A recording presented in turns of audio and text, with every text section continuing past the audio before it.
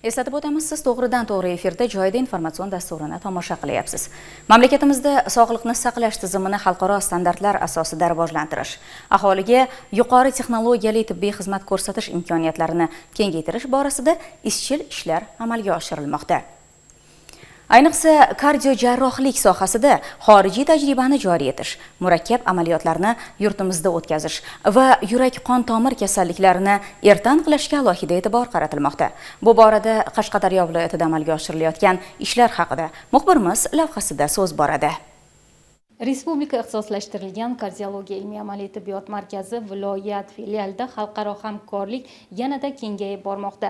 Bu galgi mahorat darslari Amerika Qo'shma Shtatlarining professor jarrohi ishtirokida tashkil etilyapti.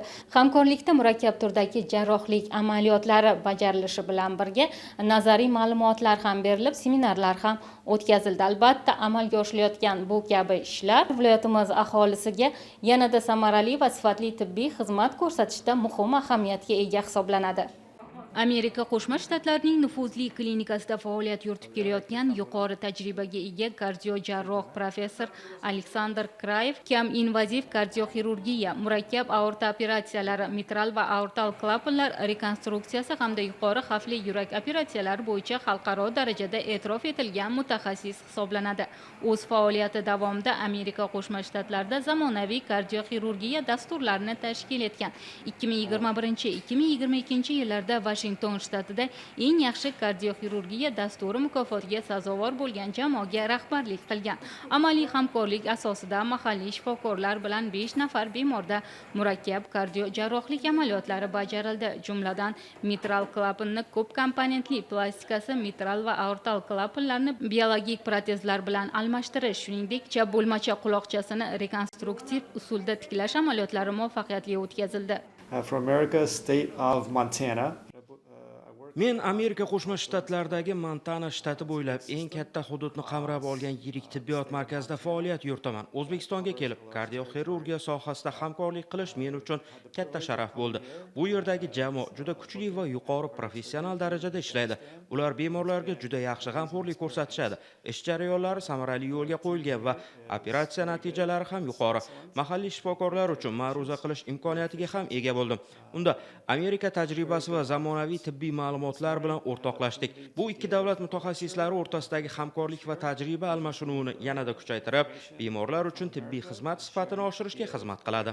3 kun davomida markazdagi jarrohlik amaliyotlarida ishtirok etdim. Kecha 2 nafar bemorda yurak klapani operatsiyasi, jumladan aorta klapani bo'yicha murakkab amaliyotlar bajarildi. Bugun esa 2 klapan, mitral va aorta klapanlarida operatsiya o'tkazildi. Bu kabi operatsiyalar ancha murakkab hisoblanadi, biroq jamoa barcha jarayonlarni juda yuqori saviyada samarali va aniq tashkil etdi.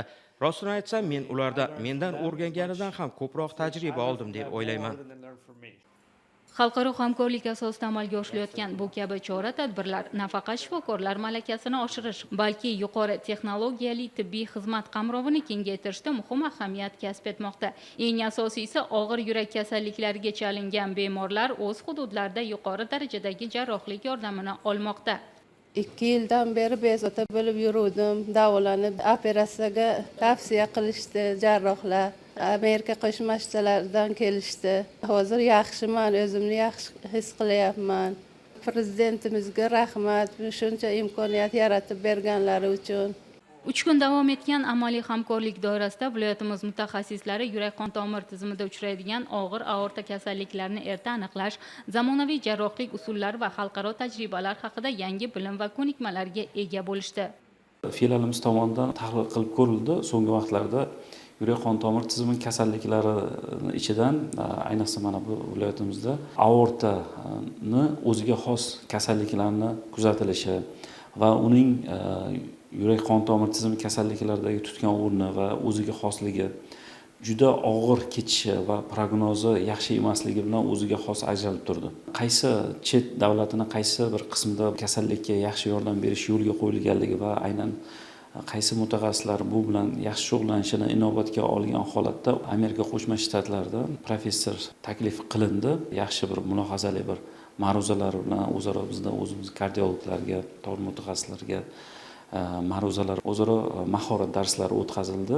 Juda ko'pchilik davlatlar bilan biz o'zaro hamkorlik memorandumlari bor, kelishuvlar bor, lekin Amerika Qo'shma Shtatlaridan mana hamkorlik birinchi marotaba, lekin taklif qilingan professorimiz tomonidan bizga ko'rsatilgan mahorat darslari va o'tkazilgan ma'ruzalar asnosida o'ylaymizki, filialimiz tomonidan viloyatimizda mana shu tariqa shu aortani anevrizmasi deymiz, aortani mana shu o'ziga xos bo'lgan kasalliklarni o'z vaqtida yordam berishga va uni reabilitatsiyasini yaxshi yo'lga qo'ygan holatda mana shu bemorlarimizga, aholiga xizmat qiladi.